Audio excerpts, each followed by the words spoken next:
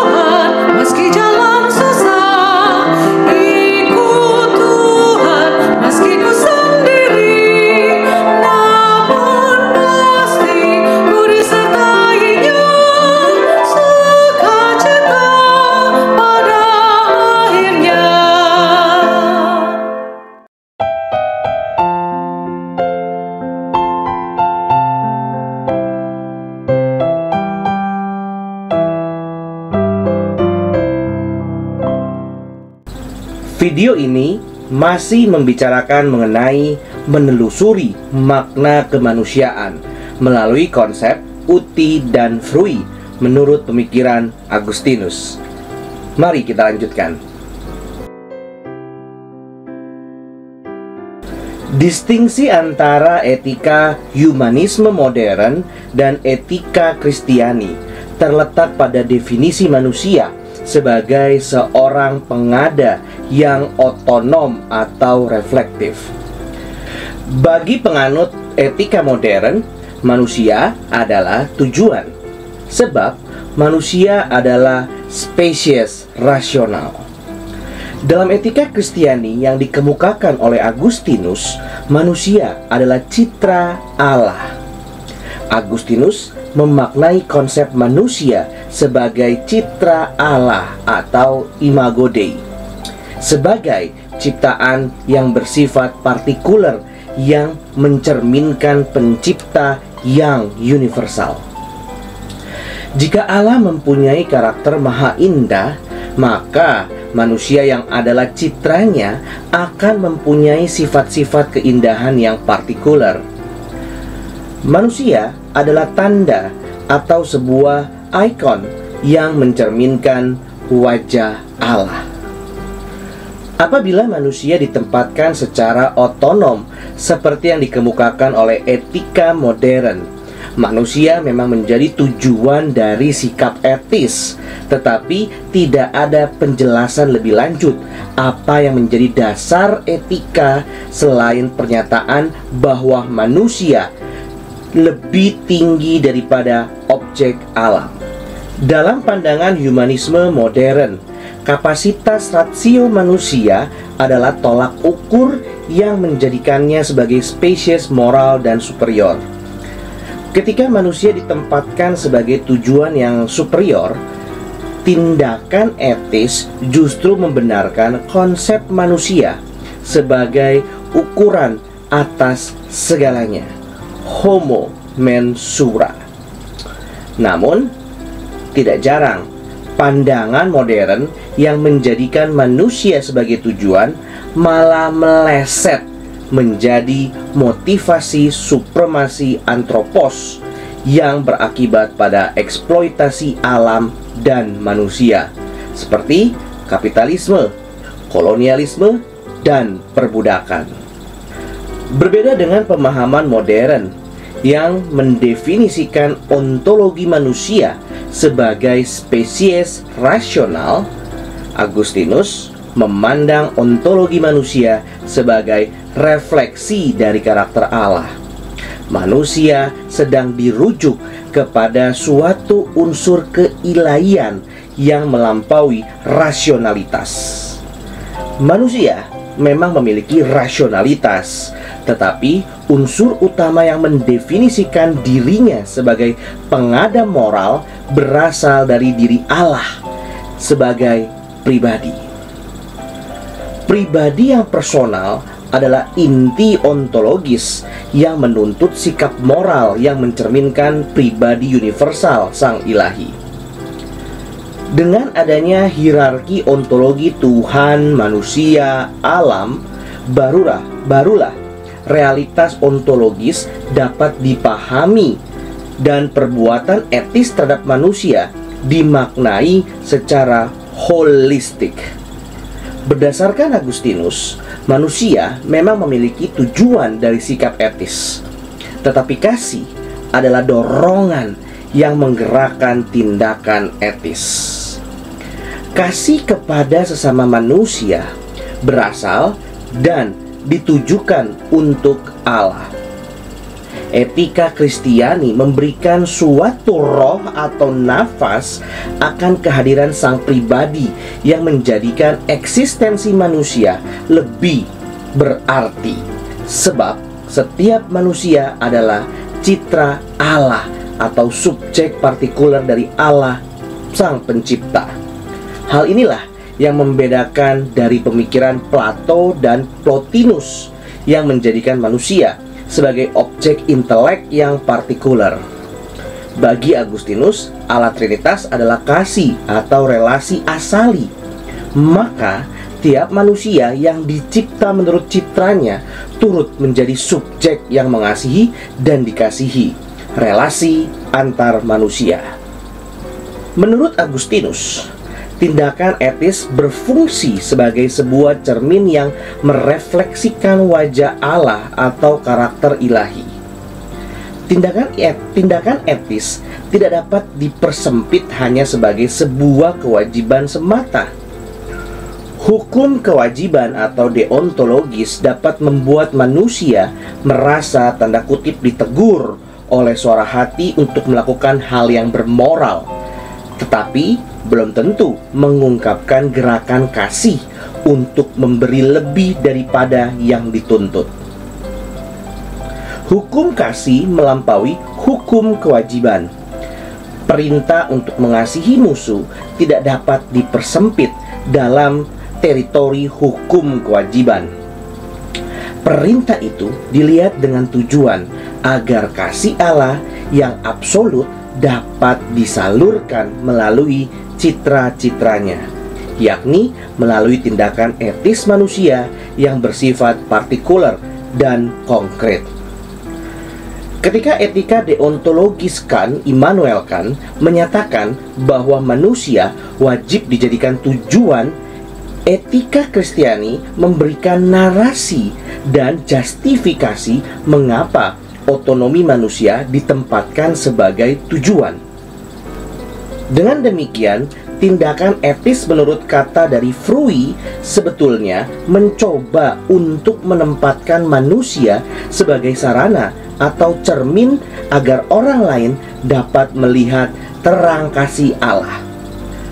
Manusia menjadi tujuan yang merujuk kepada tujuan tertinggi, yaitu Allah sendiri.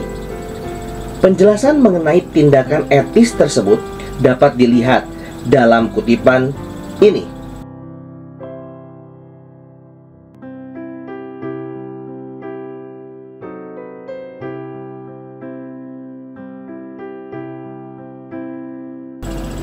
Istilah yang digunakan adalah membawanya kembali kepada Tuhan, rapere ad Deum. Frui menandakan bahwa tindakan etis tidak berhenti dalam diri manusia itu sendiri, tetapi yang melakukannya turut berpartisipasi dalam sikap ilahi. Sang Ilahi hadir di dalam dan melalui pribadi manusia. Jika manusia dipandang sebagai citra Allah, perlu diperhatikan juga bahwa Allah hadir di dalam manusia yang menjadi citranya.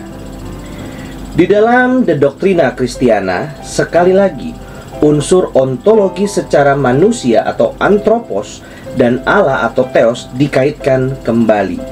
Manusia mencerminkan Allah. Allah hadir di dalam dan melalui manusia. Analisis yang diberikan Agustinus menurut hukum kasih dapat ditemukan dalam kisah orang Samaria yang baik hati. Lukas 10 ayat 25 sampai 37.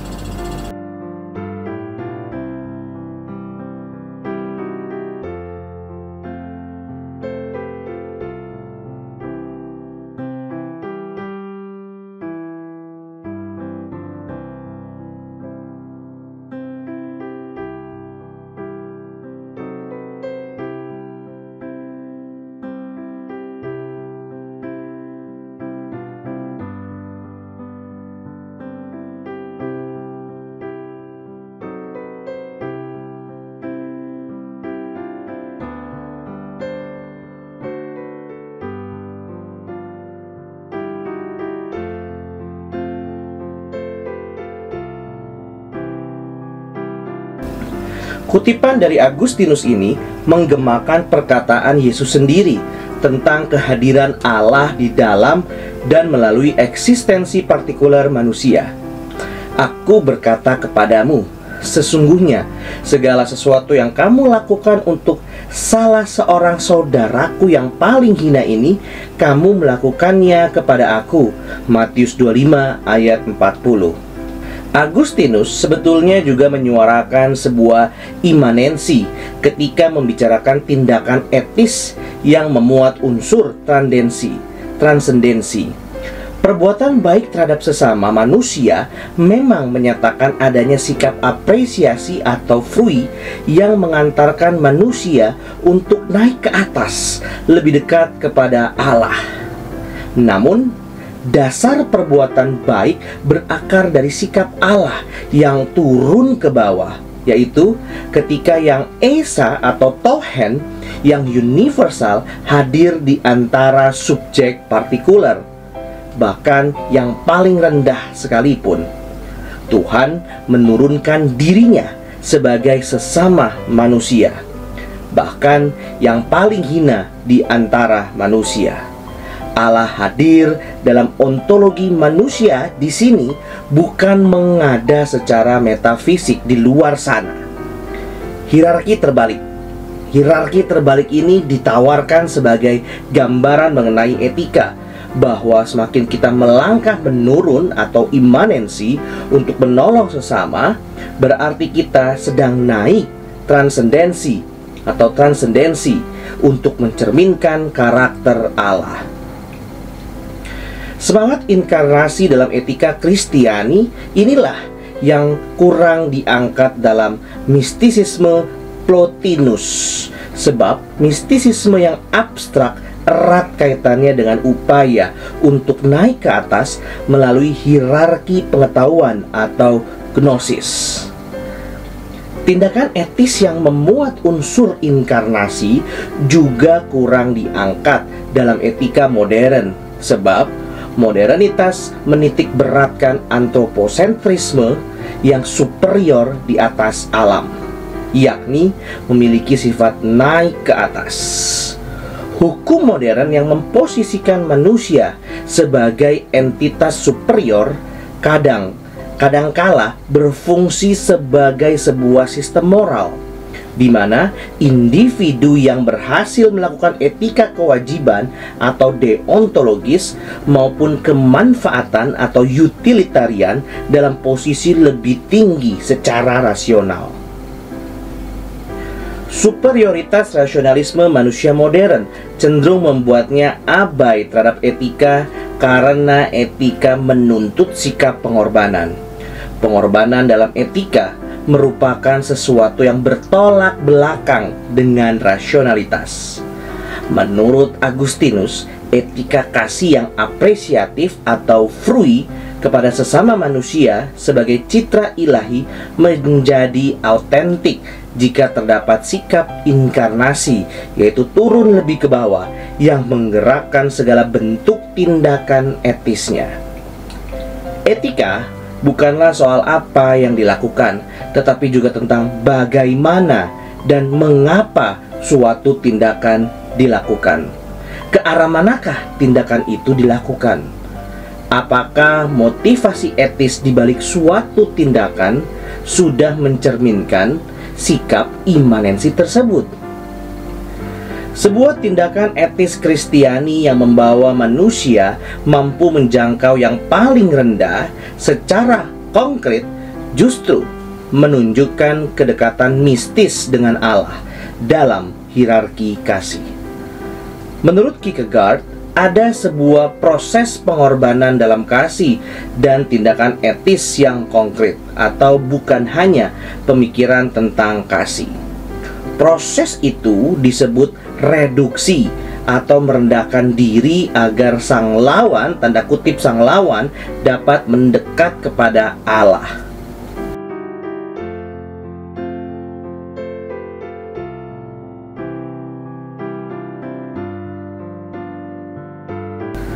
Prinsip imanensi dalam kutipan Kierkegaard menandakan bahwa manusia merupakan sarana atau frui, bukan pusat dalam melakukan sebuah tindakan etis seperti yang dikemukakan dalam pemikiran Agustinus.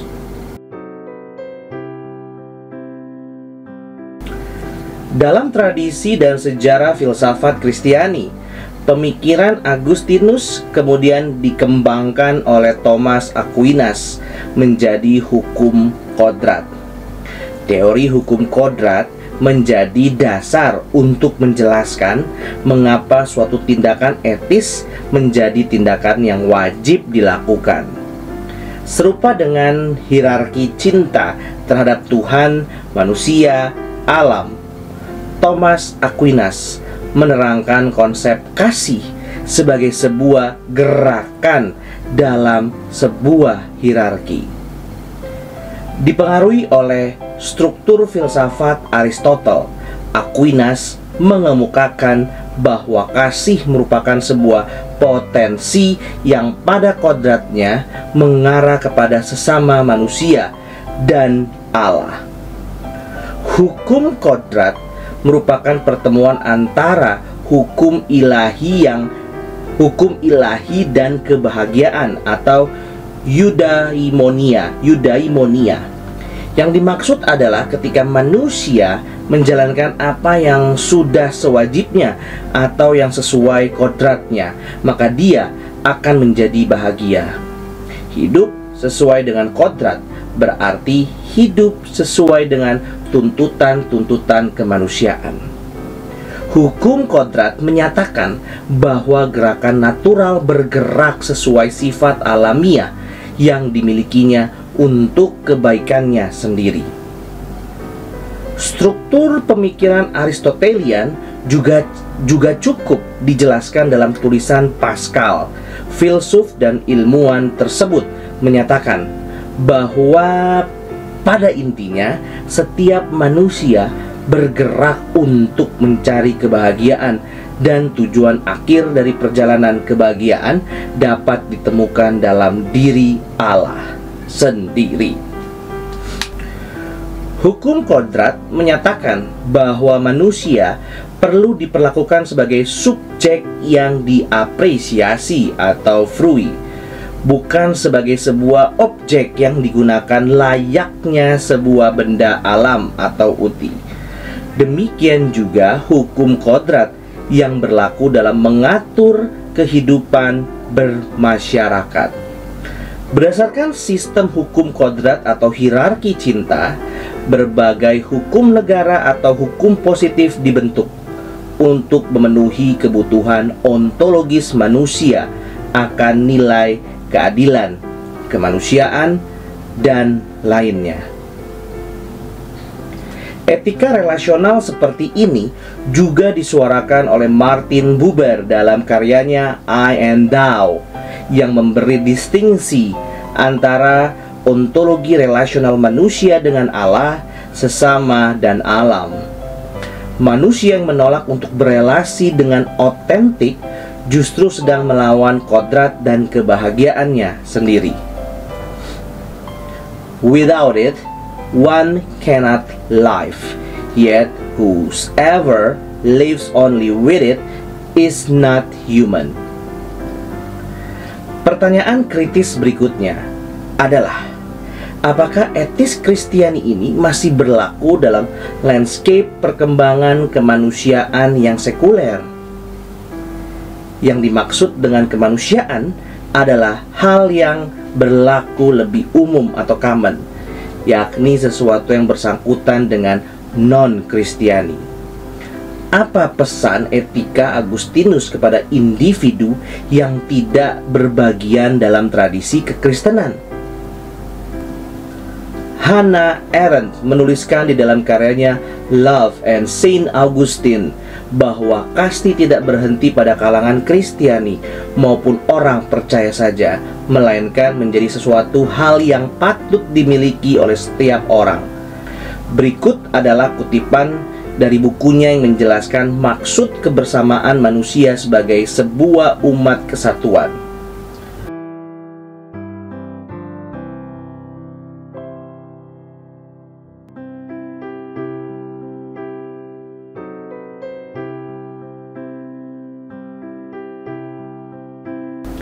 Berdasarkan kutipan ini, tiap manusia memiliki persamaan sebagai manusia yang setara dan berasal dari dosa asal atau original sin. Tidak ada seorang individu yang lebih baik daripada yang lain. Setiap diri kita berasal dari suatu masa lalu dan esensi yang sama. Tindakan etis adalah suatu kewajiban yang dilakukan dan dituntut oleh setiap individu. Kesamaan masa lalu, yakni kesamaan sebagai manusia berdosa di kota dunia, menandakan bahwa kita adalah saudara bagi sesama tanpa terkecuali, baik itu adalah orang percaya maupun tidak. Citra Allah tetap hadir melalui kehadiran sesama manusia yang bersalah secara moral dan yang tetap patut diapresiasi atau frui, bukan digunakan atau uti.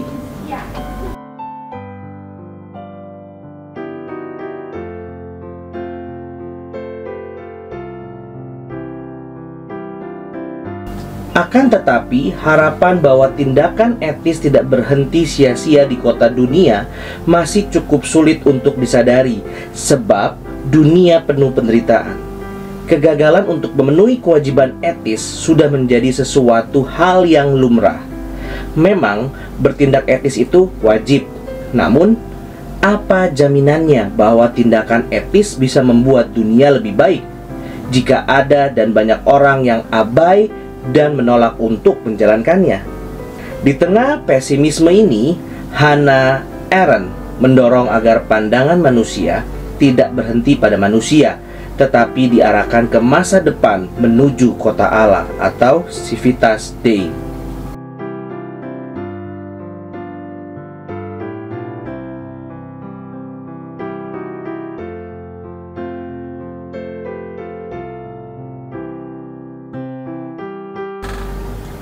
Berdasarkan kutipan ini, kita dapat melihat bahwa keterarahan etis adalah suatu bayangan untuk kembali kepada Sang Ilahi, puncak hierarki kasih yang hadir di kota Allah pada masa depan.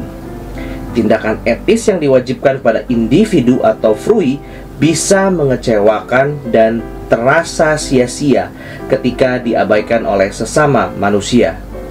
Akan tetapi, ketika tindakan etis ditujukan kepada Allah melalui manusia, maka suatu harapan bahwa sikap apresiatif atau frui tidak akan dilupakan. Manusia adalah tujuan dari tindakan etis, tetapi di balik tujuan itu terdapat tujuan lebih tinggi yang membuat setiap tindakan etis dihormati oleh Allah sendiri dalam kekekalan. Tindakan etis bukanlah sebuah apresiasi terhadap ontologi manusia atau antropologi, tetapi juga sebuah arahan menuju ontologi pribadi Allah atau teologis dan metafisika kota Allah atau eskatologis yang menunggu di ujung perjalanan sejarah. Jaminan eskatologis inilah yang memberikan sebuah kekuatan eksistensial dan motivasional agar manusia bertindak baik secara lebih konsisten. Hal itu bukan semata-mata karena manusia atau tindakan etis itu sendiri bernilai, tetapi ada Sang Ilahi yang turut mengapresiasi tindakan etis manusia yang dilakukan terhadap citra miliknya. Berdasarkan pemikiran Agustinus, orientasi etis teologis dapat melengkapi etika kemanusiaan modern. Modernisme memang dapat menempatkan manusia sebagai posisi sentral dalam dunia etika, tetapi tradisi keagamaan dapat memberikan unsur transenden yang mengekalkan tindakan etis.